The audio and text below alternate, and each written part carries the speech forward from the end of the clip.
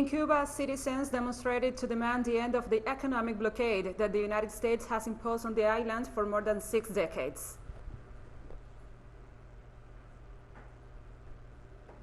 Polls closing France's first-round regional elections. Today, it commemorates the World Refugee Day, a day to remind the world of the situation to millions of people forcibly displaced from their homes.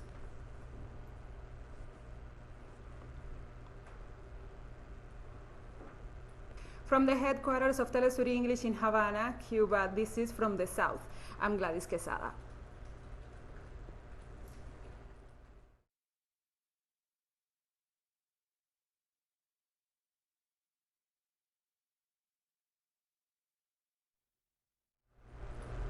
In Cuba, citizens demonstrated in the closing of the campaign which demands the end of the economic blockade that the United States has imposed on the island for more than 6 decades. That hostile policy was hardened even more by the Trump administration, but Biden's government did nothing to ease it. The demonstrations were marked by various expressions, banners, and slogans by Cubans expressing their rejection of the blockade. During this campaign, dozens of countries showed their solidarity with the Greater Antilles, demanding an end to the unilateral coercive measures of the United States. What most of Cuban and all those who are present here once again rejecting the blockade that has done so much damage to our revolution. Year after year, it tries to crush us, tries to put one foot on top of us, and well, I think this is our answer, our way to saying that once again, we are going to go forward in spite of it. More than 54,000 citizens were left without electricity because of the impacts of the Dolores storm in several states in the west of the country. The Federal Electricity Commission pointed out that at least 54,399 users were left without electricity. He also indicated that the restoration tasks continue and that they have managed to recover the electricity supply to 91.3% of the affected users. The Dolores storm has caused heavy rains, landslides, and floods in several areas of the states of Michoacán and Guerrero. At the moment, no deaths or injuries have been reported.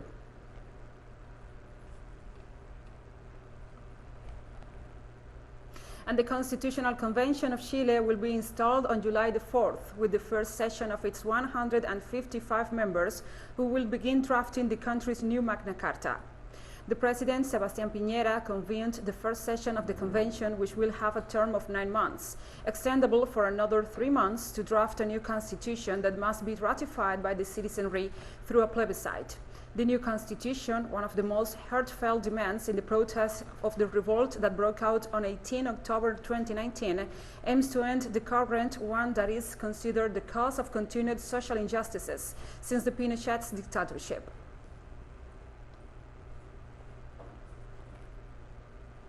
Likewise, the Chilean President Sebastián Piñera insisted on his desire to separate the mission from the new Constitutional Convention of Chile from the other public powers. This convergence has important degrees of autonomy that we must all respect, yet its mission is not to govern, nor to legislate, tasks that belong to the government and Congress, and that the government will continue to be exercised in compliance with that same constitutional mandate, shall provide in this convention all technical, financial and administrative support necessary for its installation and operations. In Paraguay, the population exercised its right to vote in primary elections to decide who will be the candidates to be measured in the municipal elections of the upcoming October.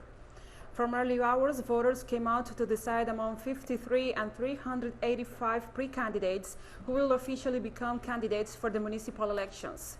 The High Court of Electoral Justice stipulated that due to the pandemic, the voting centers will close at 4 p.m. local time, with some exceptions of the Colorado Party, whose voting centers will be open 1 more hour.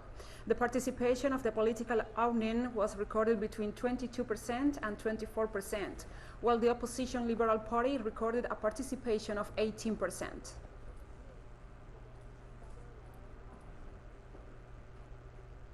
In the United States, Puerto Rican communities in the city of Chicago fight against capitalist real estate speculation. Our correspondent, Brian Meir, brings us more details in the following report. Over the last 40 years, nearly half of Chicago's Puerto Rican community, the U.S.'s second largest, has been pushed out to the suburbs due to a predatory capitalist real estate speculation process called gentrification. Well, I think the way to understand gentrification is to place it within the context of spatial deconcentration. And that is to place it within the context of another form of colonialism. From the very beginnings of modern colonialism, the native people have been spatially deconcentrated from their areas.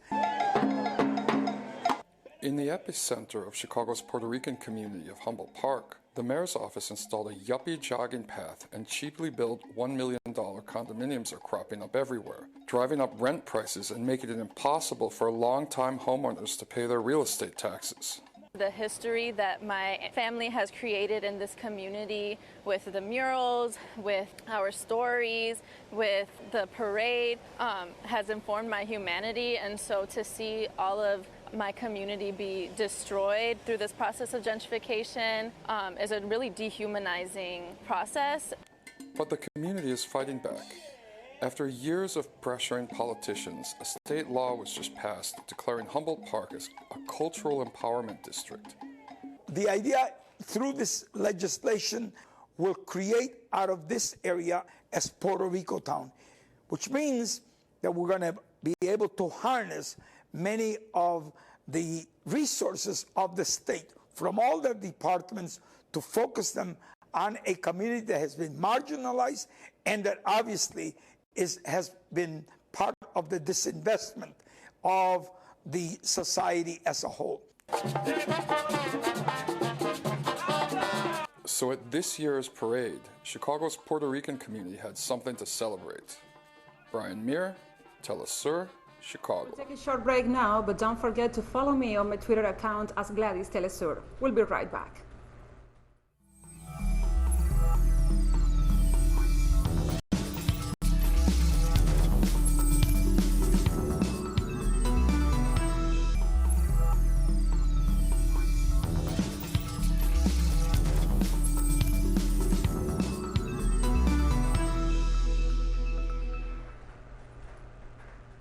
Welcome back. The polls have closed in France's first round regional elections. About 48 million people were eligible to vote for new assemblies in France's 13 regions and also 96 departments. The voting will be held over 2 consecutive Sundays with a second round set for June 27th, unless parties win more than 50% in the first round. A possible record abstention rate of up to 60% is also seen as a major factor in this election. I think that there will be a lot of abstention, but I would say that it's a pity for the people who won't go to vote, because we have a possibility. It's a democratic moment. I think that we must express ourselves. It's now or never. You cannot wake up tomorrow with a hangover and say, damn it. I have the impression that politics always stagnates at the same level.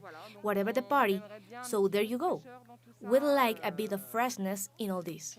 I'm going to vote, but I'll certainly vote blank again this year, also to show discontent we can have. And the vote counting has started in Armenia's parliamentary elections. Elections were called by incumbent Prime Minister Nicole Pashinyan, following protests over the country's defeat in a war with Azerbaijan last year.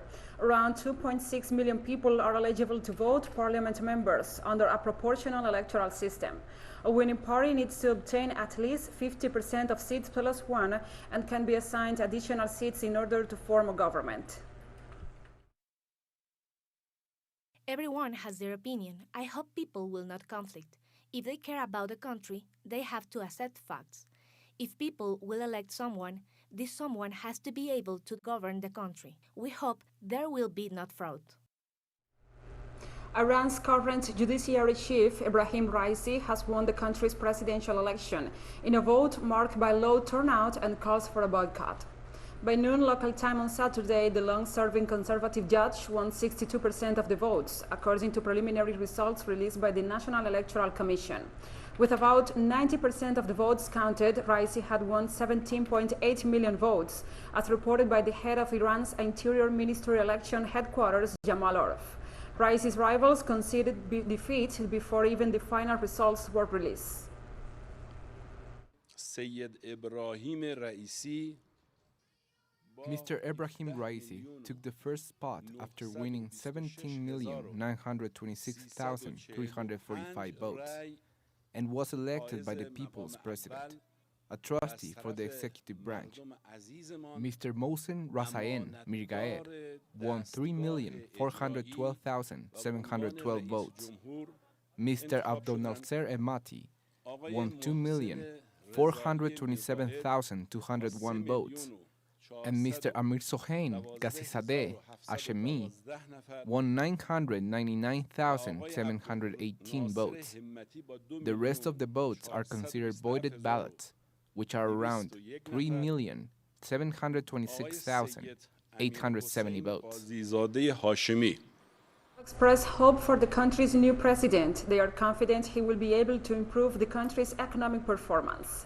The president-elect, Ebrahim Raisi, has pledged to improve Iranians' livelihoods and to bring the Iranian economy back on the right track.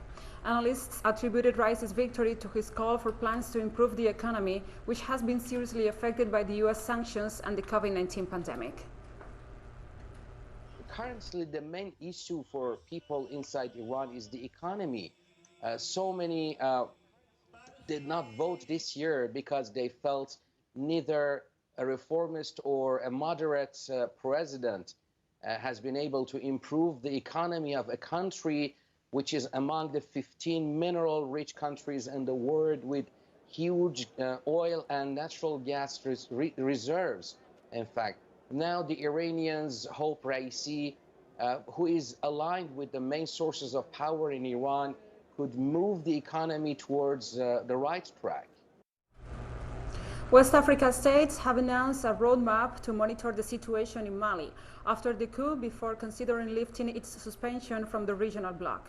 Addressing the media during the Economic Community of West African States meeting in Ghana, the president of the bloc's commission, Jean-Claude Brault, said although there is progress in Mali after the coup, there is still need to monitor how the peace and democratic process is being implemented.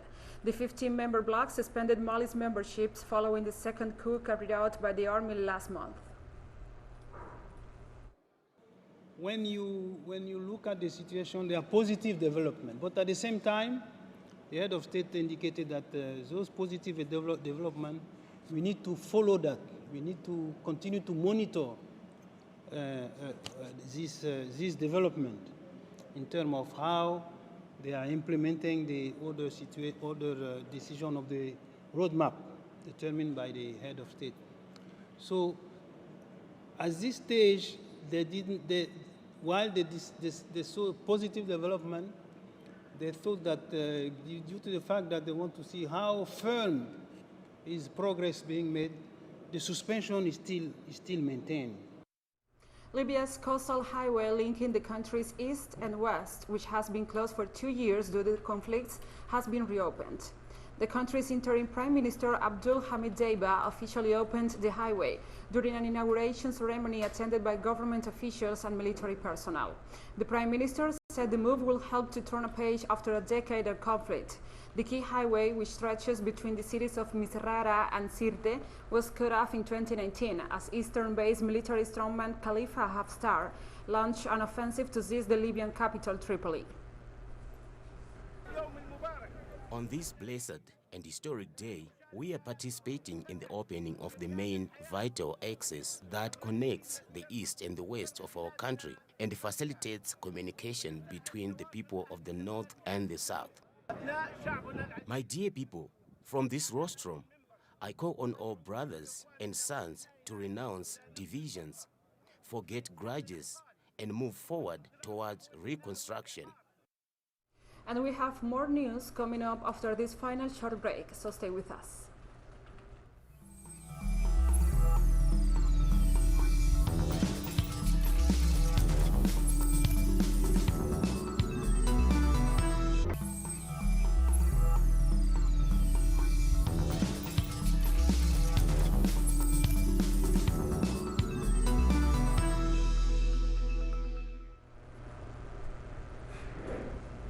Welcome back to From the South. World Refugee Day was commemorated on Sunday, a date to remind the world of the situation to millions of people forcibly displaced from their homes. June 20th was designated in 2001 by the United Nations General Assembly as a day to reflect on people displaced due to persecution, conflict, violence, and human rights violations. Gilbert Akhtar, a professor from School of Oriental and African Studies of the University of London, explained how frequent military interventions led by the United States and West allies have fueled the displacement of people from their homes across the world. So refugees are coming from conflict zones, and in the key conflict zones, Western countries have been heavily involved, whether it is Afghanistan or Iraq or Syria, to take the three main sources here. These are three countries in which the Western powers, and above all the United States of America, followed by Britain, have been extremely involved, active. And so they have a major share of responsibility in this refugee crisis, you know, and yet they don't, you know, they don't work by this. They don't acknowledge this responsibility, recognize the responsibility, and take refugees in. Russia has confirmed almost 18,000 new COVID-19 cases over the past 24 hours. This is twice the figure of early this month and a new record since February the 1st, the official Monitoring and Response Center said Saturday. Moscow, Russia's worst hit region, reported 9,120 new cases, setting a record and taking its total to 1,278,000.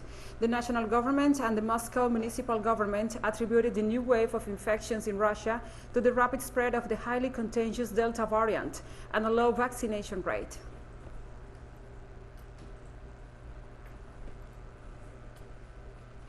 Significant progress has been made in the Iran nuclear deal talks, according to diplomats attending an international meeting in Austria. Officials attending the meeting said progress has been made between Iran and global powers to try to restore the 2015 agreement abandoned by the U.S. Trump administration. In a media briefing on the sidelines of the talks, an official who shared the final 6 rounds of talks between Russia, China, Germany, France, Britain, and Iran said that they were closer to a deal, but were still discussing some remaining important points. We are closer than we were 1 week ago, but we are not still there. We have made progress on a number of technical issues. We have now more clarity on technical documents, some of them quite complex, and that clarity allows us to have also a clear idea of what the political problems are. There are a few controversial points which require political decisions. Apparently, diplomatic efforts to find common language have been almost fully exhausted. So the time has come for political decisions. Hundreds of young people have queued up on Sunday in London, UK, to get their COVID-19 vaccine dose. Anyone aged 18 and over was able to book an appointment or just show up at the Tottenham Stadium in North London. The government wants for everyone 18 and up to have a jab by July 19th, the date earmarked by the lifting of the remaining social and economic restrictions. At the moment, more than 4/5 of adults in the UK have had at least one shot of vaccine. Britain is seeing a rise in coronavirus cases driven by the more infectious Delta variant, first identified in India. I'm excited for the future. Hopefully all goes well after this. Everyone's pulling together and it's going incredibly well. The atmosphere has been great, lots of smiles on people's faces, so yes, it's been very much worthwhile. And a school undergoing construction work has collapsed in the Belgian city of Antwerp, killing 5 workers and injuring many others. Firefighters and rescue dogs worked through the night after Saturday's accident to pull out the victims, while the construction company cleared rubble and worked to secure the site. Among those injured, 3 were in intensive care, 5 others were hospitalized, and 1 has been discharged, according to local authorities. An investigation was underway into the cause of the accident.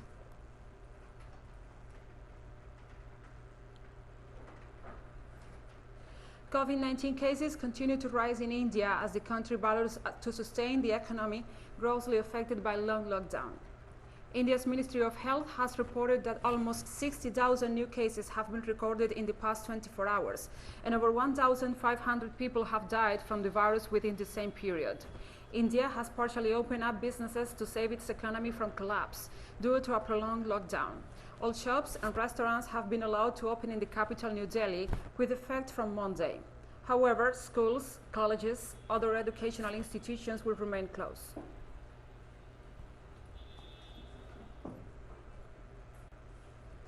And this Sunday was the match day 3 of the Group B to the Copa America between Venezuela and Ecuador, drawing 2-2.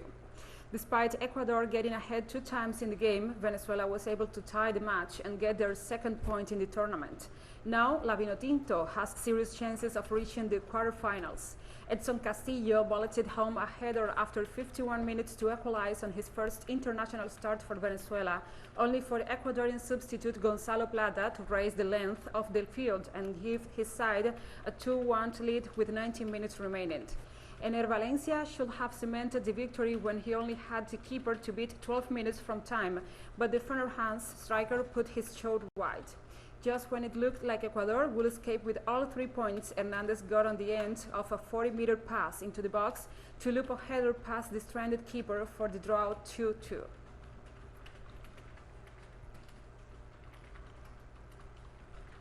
And we have come to the end of this news brief, but remember, you can find these and many other stories on our website at telesurenglish.net. And also, if you feel so inclined, please join us on social media. We are on Facebook, Twitter, Instagram, and also Telegram. For TeleSUR English, I'm Gladys Quesada. Thank you for watching.